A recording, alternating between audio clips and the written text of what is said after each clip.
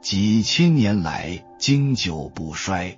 心经是中国最广泛传播的佛经之一，即使你没接触过佛经，你也一定听过色即是空，空即是色这句话，它就出自于心经。心经只有260个字，却被称为万经之王。如果你刚开始读心经，还真的是不知所云，悟不到里面的奥妙。但是你一旦悟到里面的智慧，你的生命态度还有你的世界观就会升华，你内心里就会自动地生发出一种力量，随时随地地帮你解脱烦恼，让你安然喜悦，真的是一种大福报。那么这条视频就能带你入门，收获心经的福报。你先点赞收藏，听我给你分享心经。在网络上，心经早已广为人知，有人借此治愈了失眠，有人心境平和，有人达到自我和解，也有人找到了爱情的秘密。关于心经的起源，历史上存在多种说法。在中国公认的说法是，这部经典与唐代僧人玄奘有着密切的关联。在分享之前，你先听一听我给大家讲一下玄奘法师和唐太宗李世民的故事。唐僧玄奘不远万里，他只身一个人到达印度，历经10几年求得真经，返回大唐。唐太宗是亲自率众臣到皇宫外，隆重地把他迎接进宫，并且义结金兰，结拜为兄弟。2个人长谈了7天7夜。到最后，唐太宗就说了，既然佛学的宗旨是一即一切，一切即一，那么你带回来无量的经书，那到底哪部经书才是那个一呢？玄奘说，这个一就是心经。唐太宗说好，那我就把心经刻在石碑上，并且亲自为他作序，这就等于我把无量的经书都刻在了石碑上，也都做了序。所以直到今天，这块石碑还矗立在西安的碑林里，就是圣教序。唐太宗是武将出身，最终能以文安天下，以德服四方，跟他从佛学里面获取的智慧是分不开的。那么一即一切，这个一是什么呢？当然就是心经了。而心经里面的一又是什么呢？当然就是心。俗话说，相由心生，内心的一念一动决定着你所看到的外部世界。心念不同，对同一件事物的观感就会不同。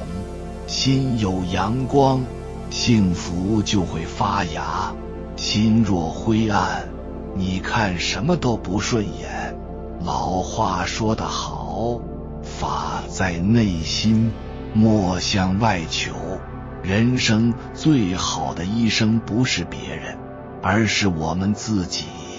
心念和情绪可以治病，它不仅关系我们的健康，还决定我们的事业、生活、家庭的方方面面。美好人生从心开始。心若健康，你的身体就会步履轻盈，你的世界自然就会清澈明朗。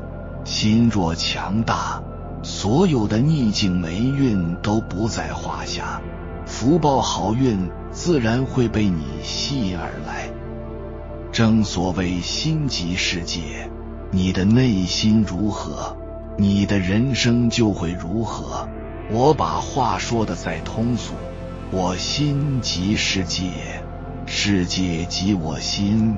你想，能驾驭自心的人，他就能驾驭世界。一个人如果心崩了，他的世界就崩了。你认可吗？一切万法皆由心生，病从心起，所有的病都是你的心病。心病一生，身病难逃。有句话说得好，消除心中错误的思想，远比摘除肉体的肿瘤重要。心是你运用的天地，你可把地狱变成天堂，亦可把天堂变成地狱。所以人生最大的功课就是修心、练心，最后解脱心得自在。心自在的人，就是《心经》开篇里面说的观自在菩萨。心自在，世界自然安宁自在了。人唯有内心安定，精神才能安定。唯有精神安定，身体才能够安定。一个人最大的痛苦和烦恼是什么？无非就是心里不自在、不安宁，有恐惧，有忧思等等无量的情绪和烦恼。我们的生命都源自于这些情绪。还有心病，身心越来越痛苦，所以就会感知人生就是苦海。而我们凡夫在面对这种心理痛苦的时候，会做出什么样的选择呢？我们会疯狂地寻找外物来获得片刻的内心安宁，就像借酒浇愁，结果愁更愁。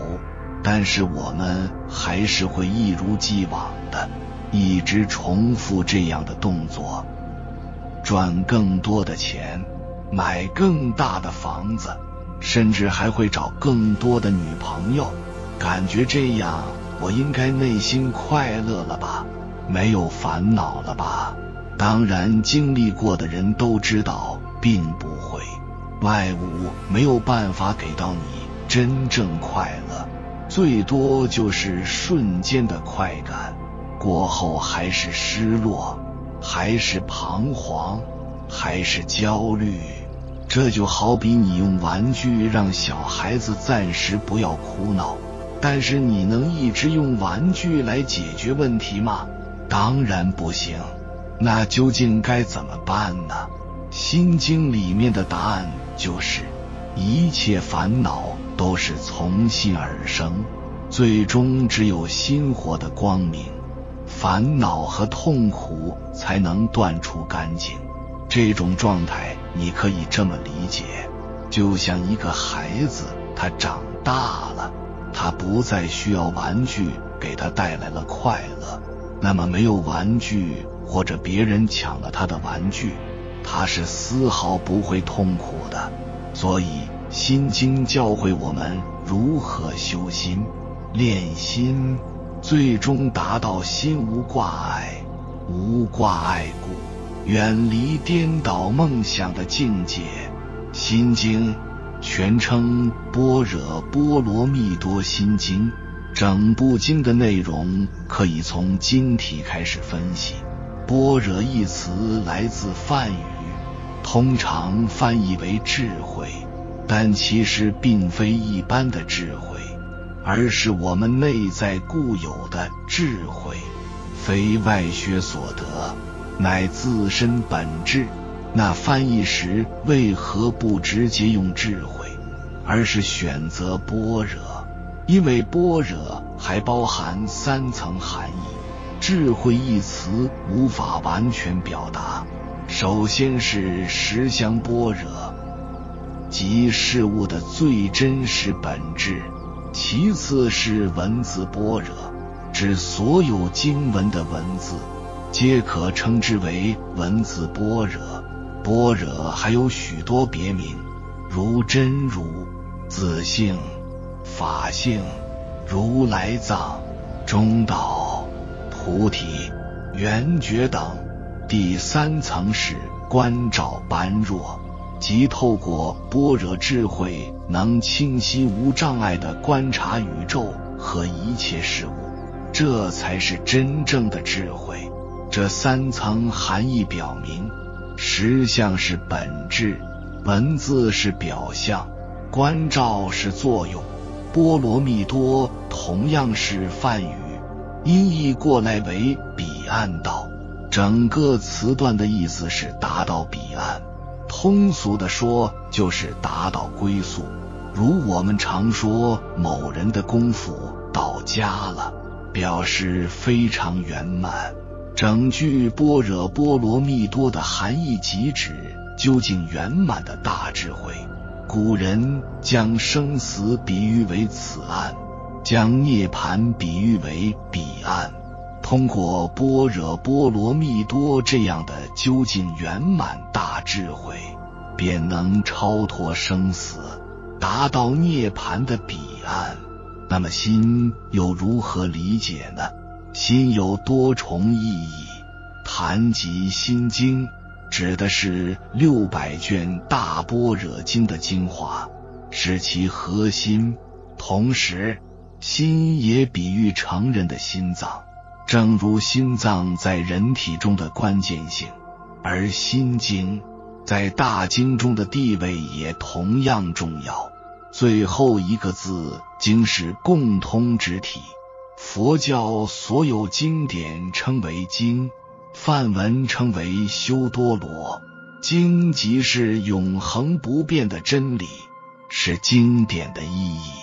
心经所述即是究竟圆满的大智慧，这种智慧能帮助我们达到涅槃的彼岸。只要我们每天用心经所教导的道理去修行、体悟、关照，就能发现我们内在潜藏的大智慧。心经最重要的4个字，五蕴皆空，到底是什么意思？读懂了这4个字，你就读懂了整部心经。如果说心经是佛学的心脏，那五蕴皆空就是心经的心脏。这个影片我将帮你彻底搞懂五蕴是什么，为什么五蕴会导致这么多的烦恼。蕴在梵语里是集合的意思。佛陀通过观照发现，我们所谓的我，以及我们所经验到的一切身心现象，都可以归纳为5大类集合体。它们分别是色受想行识，这5样东西就是构成我们生命经验的全部原材料。注意是原材料，不是成品。色蕴是物质的集合，指的是一切具有形体，会占据空间，可以被感官触及，并且会变化毁坏的东西。色蕴包含2个方面，内色就是我们这个身体，天天照镜子，嫌自己的胖了、瘦了、老了、丑了，为了皮囊焦虑不安，甚至去整容，不要命的减肥。这色身稍微有点不舒服、不满意，就感觉痛苦，这就是对内色的执着。外色就是我们身体之外的，能被我们眼耳鼻舌身这5种感官所感知到的外部物质世界。我们会执着于房子、车子、存款，认为这些是我的财富，我的身份象征。没有时焦虑愤怒，拥有时害怕失去，失去时更是痛苦不堪。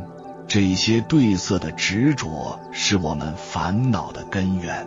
受蕴是感受的集合，当我们感官接触到色的时候，几乎是瞬间自动的，内心就会产生一种直接的生理性的反应判断。这个最初的不加修饰的第一感觉就是受。受容易被理解为情绪，但其实受比情绪更原始、更简单、复杂的情绪，比如嫉妒、委屈，往往是受之后再加上我们的想韵和行韵混合加工而成的。而受本身只有3种基本类型。第一种叫乐受，就是让人舒适的感觉，比如吃到美食的甜，泡热水澡的放松，听到赞美的愉悦。第二种叫苦受，就是让人不舒服的感觉，比如身体受伤的疼痛，听到批评的刺耳，面对失败的挫败。第3种叫不苦不乐受，也被称为舍受，就是中性的，既不愉快也不痛苦的感觉。这种感受其实最多，但我们最容易忽略它。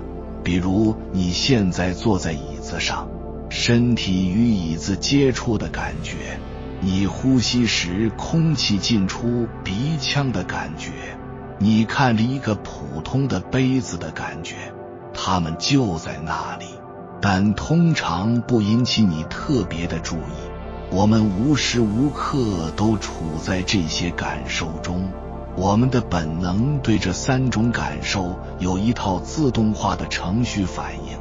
遇到勒索，我们其中的情绪是贪，想要抓住它，让它永远持续，越多越好。一旦它减弱或消失，就会感觉失落、不满足。遇到苦受，我们的程序通常是嗔，想要立刻把它推开，消灭它，厌恶它。如果无法摆脱，就会感到愤怒、沮丧、焦虑。遇到舍受，我们的程序通常是吃，要么完全忽略它，意识不到它的存在，要么觉得它无聊没意思，内心对它漠不关心。这就是让人烦恼的贪嗔痴3毒，让我们对愉快上瘾，对痛苦抗拒，对中性麻木。想韵是概念的集合，想容易被理解成想法。思考其实想比思考更基础一些，它更侧重概念化的功能。你可以把它想象成一个速度极快的贴标签系统。当我们接触到的一个色或者色引发了对应的感受，想都会立刻在我们的记忆库里面进行扫描对比，然后迅速给这个经验贴上一个标签。比如你看到一个红色的水果，知道那是苹果，你咬一个苹果，苹果触动了你的味觉，就会自动贴上甜或者酸、好吃或者不好吃的标签。看到红灯会立刻想到停，看到大车会立刻想到危险。我们的语言、文字、概念、知识体系都离不开想的运作，但是也容易被想运控制，导致2种错误。一种是把标签当成事物本身，我们给一个人贴上好人和坏人的标签后，就倾向于用这个标签来定义他的全部，忽略了他作为一个活生生的人的复杂性和变化性。我们给一个包贴上了奢侈品的标签后，很多人认为这个包就代表了身份，好像有了这个包，自己就跨越了阶层，没有这个包，自己就低人一等，所以愿意花半年甚至1-2年的工资去买一个包。另一种更隐蔽也更麻烦，我们的享运这个贴标签系统往往带有严重偏见和自动化的倾向，它定义了好坏、对错、成功失败、优秀平庸、内向外向，然后拼命追求那些看似极其正面的，拒绝看似消极负面的。比如在我们的文化里，经常把内向定义成负面的、不好的，很多家长逼着自己的孩子要外向，要活泼，这种想就造成了很多烦恼。我们执着于这些标签，在佛学里叫冥想，因此产生了强烈的爱憎、分别和评判。行运是意图的集合，包括你的决心、动机、冲动、习惯、性格倾向、潜意识的模式等等。你打算做什么，决定做什么，计划做什么，这些都是靠意志力的行运。但行运还不止于此，还包括大量钱财在我们意识之下更隐秘、更强大的潜意识驱动力，比如难以言说的情绪暗流、莫名的烦恼、隐隐的不安、突如其来的悲伤等等，难以控制的冲动，比如购物狂的购买冲动、暴饮暴食的冲动，或者突然想发火的冲动，根深蒂固的偏见，比如你对某个群体固有的看法，或者对某些事情不假思索的价值判断，自动化的行为模式，比如你遇到挫折就习惯性退缩，听到批评就自动化的反驳，或者明知熬夜不好却忍不住刷手机的习惯。你是不是明知道熬夜不好，但就是控制不住？明明想好好说话，但一张嘴就伤人；明明想改变，却总在老路上打转。我们被无意识的习惯像木偶一样操控着，感觉身不由己，产生很多挫败感和内疚。有时候我们用意志力去对抗习惯还是行运，就像左手打右手，内心充满冲突和消耗。时运是认识的集合，识就是那个能知道、能认识的功能。眼睛能看见，耳朵能听见，鼻子能闻到，舌头能尝到，身体能触碰，大脑能知道想法、感受、记忆等等。它是前4运运作的基础平台，是那个觉知本身。这听起来总算有点像我了。前面4个好像是我所拥有的或者经历的，但这个能知道这一切的识，那个语言认知还不是我吗？这是整个5运中最核心、最颠覆，也是最容易让人误解的地方。我们觉得似乎有一个不变的、中性的意识主体，就像一个坐在控制室里的观察员一样，在知道和体验着色、受、想、行。我们倾向于把这个能知能觉的识当作是我的司令部，或者我的本质。心经以及佛学最根本的洞见也正在这个地方。识本身，那个原认知，那个观察者也并非一个固定不变、独立存在的实体，它和其他四蕴一样，也是依赖于众多条件才能升起，是刹那变化的，其本质也是空的。色、受、想、行、识，这五蕴就这样构成了我们的全部感知和经验。比如你在街上看到别人卖冰淇淋，色是物质，这个冰淇淋本身就是色。受是感受，你看到冰淇淋的瞬间会产生第一感受，如果你喜欢冰淇淋，那感觉就是好的；如果你生病了怕冷，那感觉就是不好的。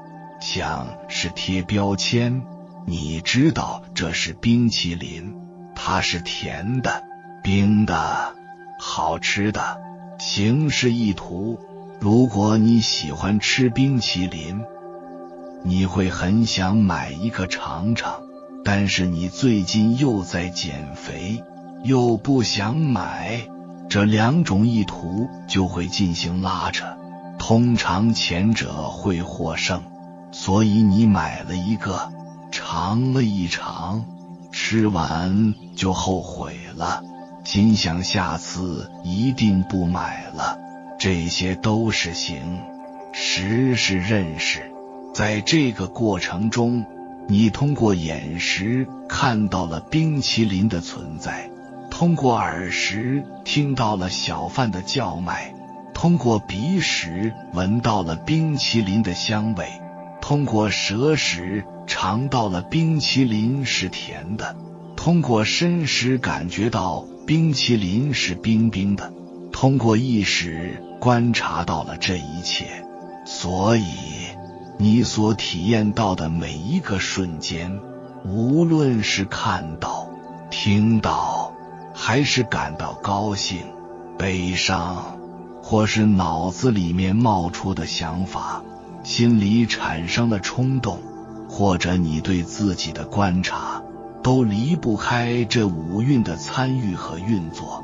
它就像一个紧密协作的团队，共同构建了你所感觉到的世界和你以为的自我。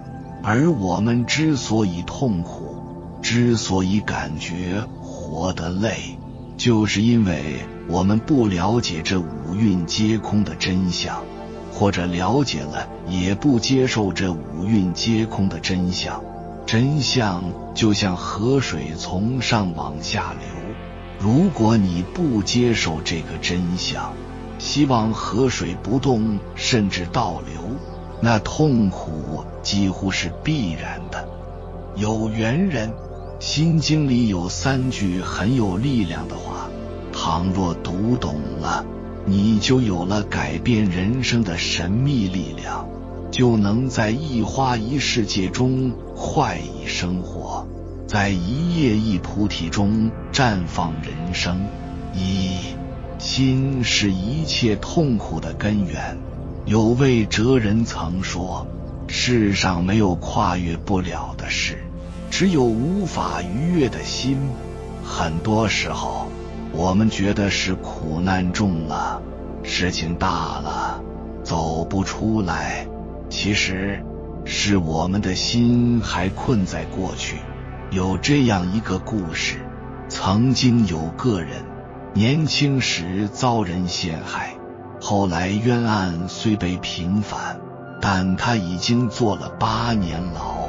出狱后，他终日不开心，总是骂骂咧咧，我真倒霉，人生最好的年华都在大牢里荒废了，我吃了那么多苦，那个陷害我的家伙，就算把他千刀万剐，也难泄心头之恨。一直生活在痛苦中的他，65岁时，生命也快要走到尽头。慧通禅师前来看望，都过去那么多年了，何苦耿耿于怀呢？他气若游丝，仍喃道：大师，我是被冤枉的，如何释怀？那个人把我的人生都毁了。禅师摇摇头，你在里面坐了8年牢，在外面又坐了整整30年牢，真正毁掉你的不是那个人，而是你自己的心啊。是啊，一个人一直放不下过往，总是在委屈、怨恨、痛苦中度日，哪怕身体自由了，心却始终困于囚笼。心经有云：观自在菩萨行深般若波罗蜜多时，照见五蕴皆空，度一切苦厄，万物有生有灭，皆是梦幻泡影。所有的痛苦并不在于外物，而是源自内心。心不住在往事的牢笼，就能走出挫折、困难的迷雾，真正获得自由。而生活中因名利斤斤计较，为得失耿耿于怀，看似是被生活折腾，其实都是自我折磨。人生不长，快乐本就不多，何不放开怀抱，放下痛苦的过往，拥抱幸福的新生？而你的世界就是你内心的映射。有这样一则故事，曾经有2个书生学业相当，都有望考取进士，于是他们结伴上京赶考。路过一片树林时，突然一只小鸟摔下来，死在他们脚边。高个子书生没当回事，继续往前走。矮个子书生心里咯噔一下，鸟落在地上，岂不是落地吗？他看着鸟沉默许久，而后才追上高个子。到了京城，他越来越郁闷，满脑子想的都是考不中的悲哀。结果考试那天，他心中被落地纠缠，答题毫无思路，最终名落孙山。而高个子书生一心高中，答题行云流水，果然金榜题名。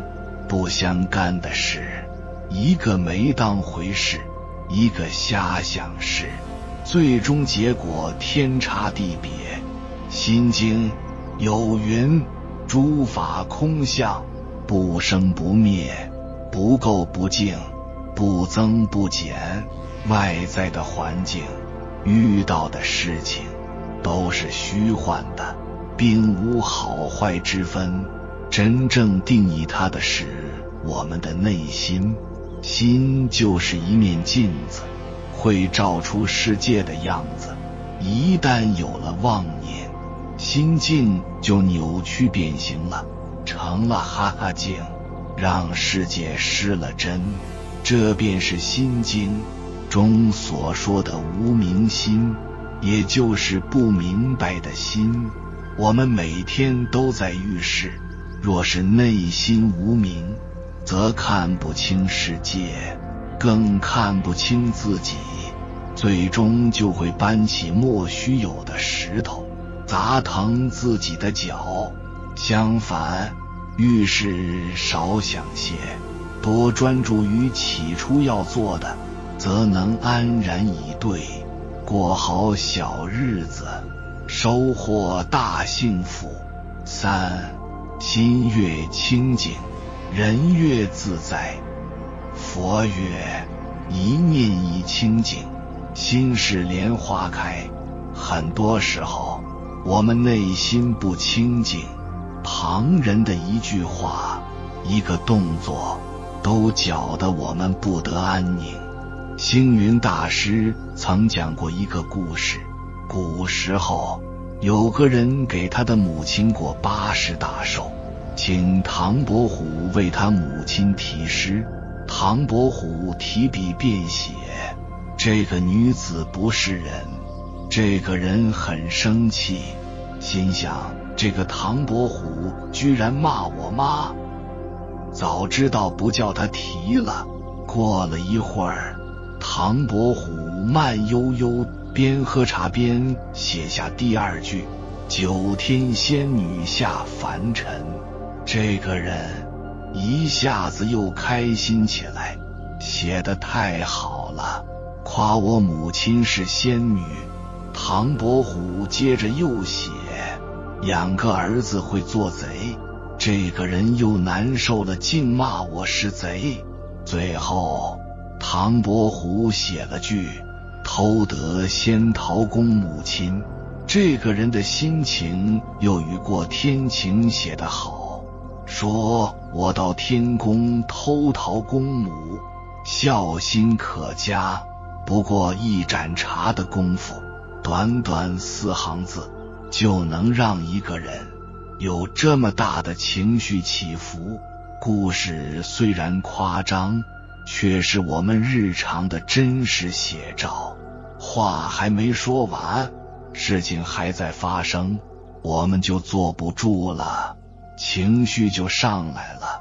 落在纸上3两语，听在耳中一席话，轻易就能搅扰内心，弄丢自在，在乎他人眼里的样子，纠结他人给的选择，完全忘记自己是谁，究竟要什么，被人牵着鼻子走，最终一事无成。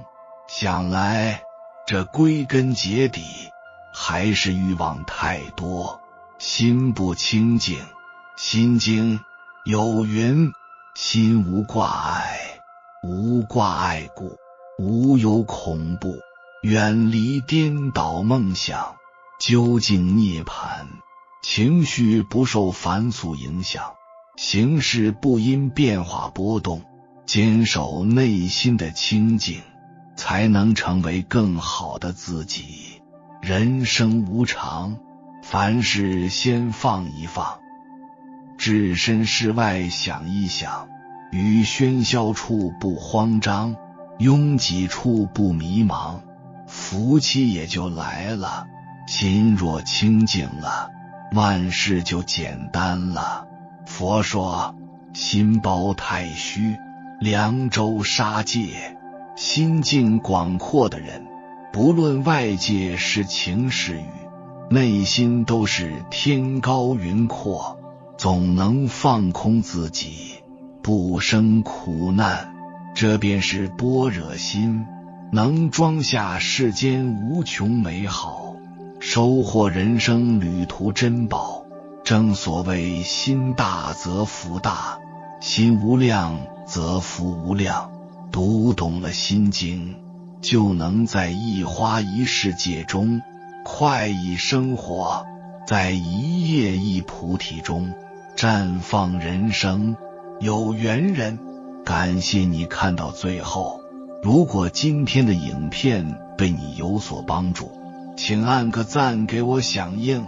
后余生愿你修得一颗不贪梦、不计较、不偏执的存好心，说好话，行好事，做好人，一生健康，岁月无忧。还没有订阅频道的，请点击右侧的订阅按钮，与我们建立更深的连接，随缘加入会员，与同频之人共修福报，随喜转发，功德无量。